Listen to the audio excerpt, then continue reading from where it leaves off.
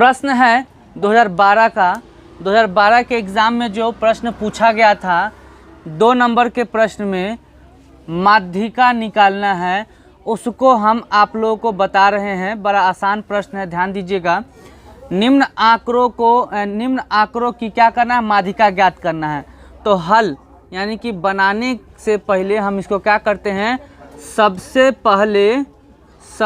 पहले आंकड़े है ना, जो आंकड़े जो है हमारा, आंकड़े का हम बढ़ते क्रम में रखते हैं, बढ़ते क्रम में रखते हैं, है ना। तो बढ़ते क्रम का मतलब हमारा आंकड़ा यहाँ पर ये है, तो इसमें बढ़ते क्रम हमारा कौन हो जाएगा, पहले 12 हो जाएगा, फिर 13, 16, 17, 18 और 19, हमारा ये बढ़ते क्रम हो गया।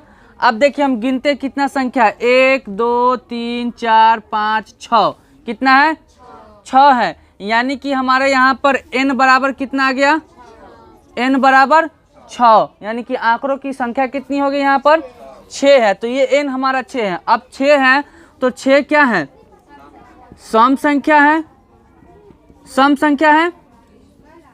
तो सम संख्या जब होता है तो सम संख्या में माध्यिका निकालने को जब कहा जाए तो हम उसको क्या बनाएंगे कि उसका फॉर्मूला जो आता है, जब सम संख्या हो तब हमारा माध्यिका का फॉर्मूला होता है, माध्यिका बराबर हम लिखते हैं यहाँ पर क्या होता है, n/2वां पद,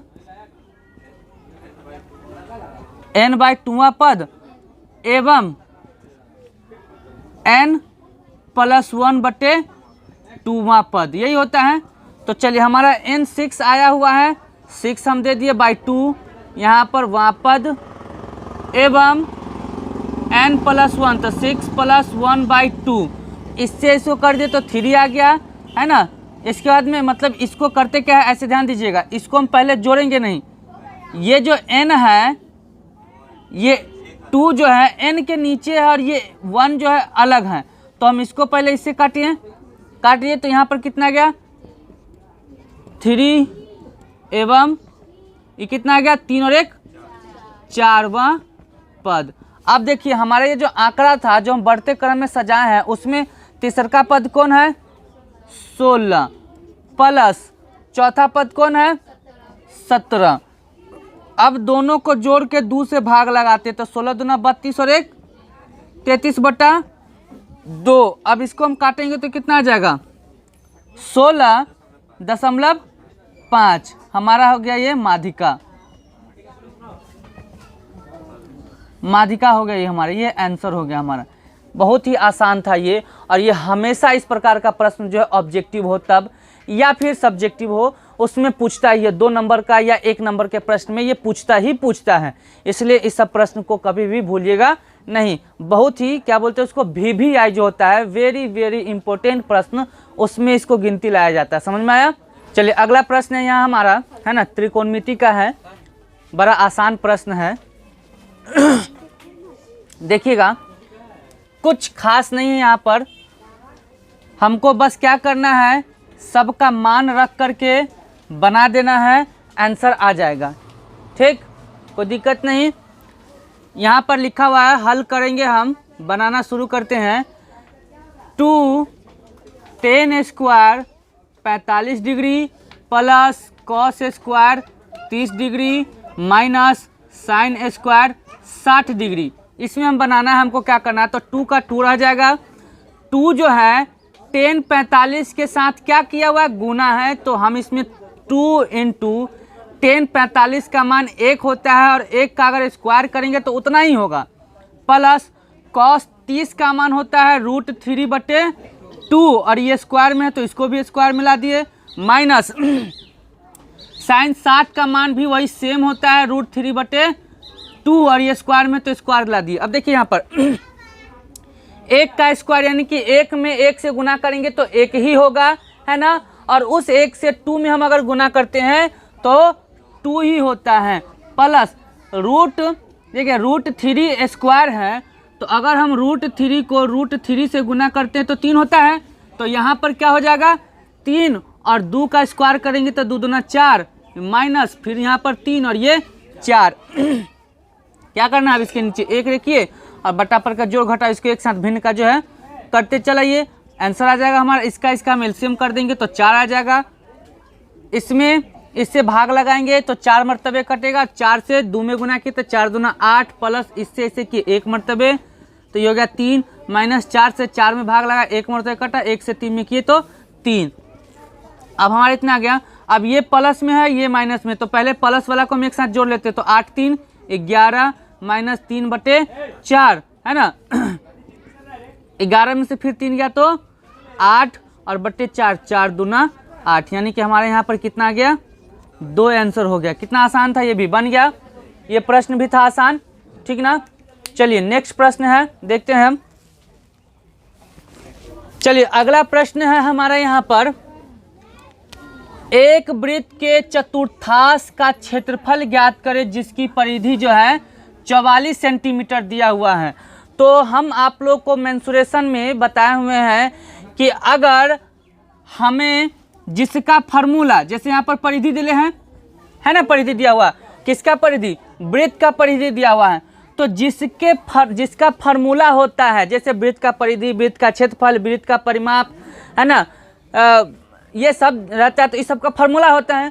तो क्वेश्चन में जिसका फार्मूला हो और अगर उसका मान दिया रहे तो सिंपली सा क्या है कि वह फार्मूला बैठा करके बराबर में मान दे करके बना देंगे तो हमारा निकलेगा। तो पहले यहाँ देख लीजिए, हम क्या लेंगे, माना कि वृत्त की त्रिज्या बराबर r है। त्रिज्या हमको यहाँ त्रिज्या नहीं ना मालूम है, तो त्रिज्या का मान हम r ले लिए। अब वृत्त का इसमें क्या करा है, वृत्त का या वृत्त की परिधि बराबर कितना हो गया 44 सेंटीमीटर। तो वृत्त की परिधि का फार्मूला होता है, क्या होता है 2 पाई r होता है। तो हम वृत्त की परिधि की जगह पर 2 पाई r बराबर 44 दे देंगे ना। काहे, क्योंकि हमको यहाँ पर r का मान नहीं मालूम था, तो r का मान निकालेंगे तभी हमारा इसका जो है हम बना पाएंगे, क्योंकि इसके फार्मूला में r है ना। अब देखिए 2 का 2 इंटू पाई का मान हम दे दिए 22/7 गुने r बराबर 44। अगर हम r को यहाँ पर छोड़ दिए बराबर 44, ये 2 देखिएगा, ये पूरा को जो है हम बराबर के उस साइड ले जाएंगे, तो ले जाएंगे तो क्या है, ये बटा पे है, अब बटा में गुना है, तो जब भिन्न में गुना हो और बराबर के उस साइड जाता है तो क्या होता है, ऊपर का नीचे, नीचे का ऊपर हो जाता है।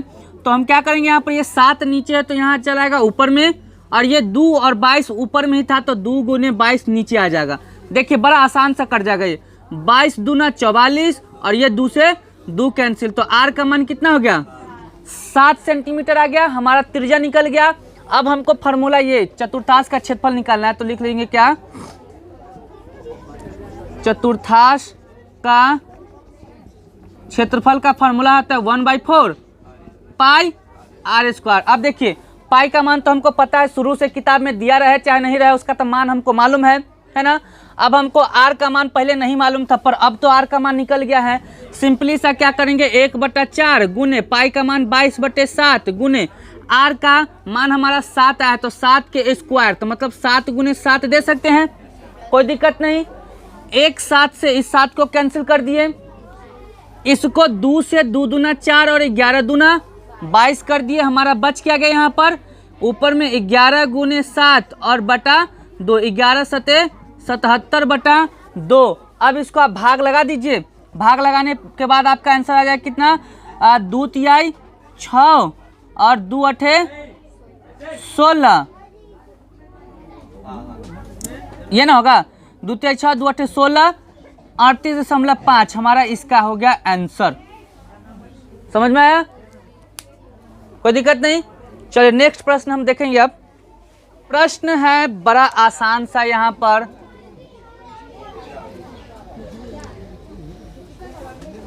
समानांतर क्या है श्रेणी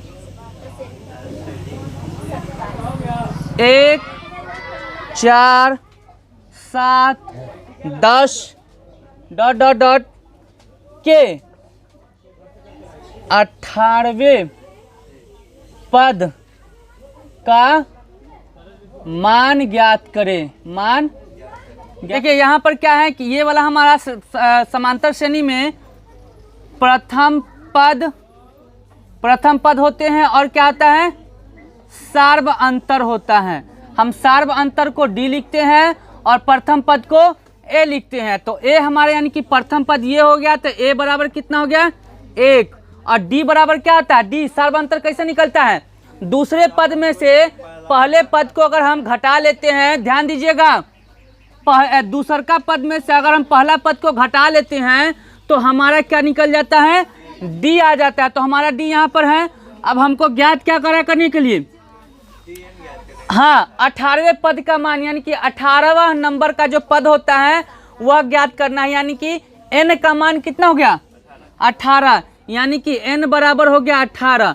तो हमको क्या ज्ञात करना है, 18वां पद ज्ञात करना है। यानी कि इसका फॉर्मूला क्या हो जाएगा, tn का फॉर्मूला क्या आता है 1 प्लस n-1 इंटू डी। इस फॉर्मूला पर हम बना देंगे, हो जाएगा, यानी कि tn।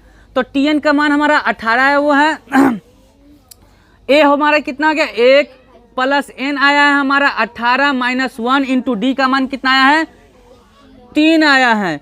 तो 1 प्लस 18 में से 1 घट जाएगा तो 17 और यहाँ पर देखिए ब्रैकेट को हम खत्म कर देते हैं इसी जगह, हाँ। तो 17 में 3 हो गया तो कितना गया 1 प्लस 17 तिहाई 51 बराबर 51 और 1 52। यानी कि हमारा 18वां पद कितना गया 52 हो गया आंसर। कितना आसान था, ये भी है ना, प्रश्न ये भी आएगा आपको समांतर श्रेणी में बनाने के लिए, कोई दिक्कत नहीं है, आराम से इसको बना लीजिएगा। बाकी फिर आगे अगले दिन, ठीक।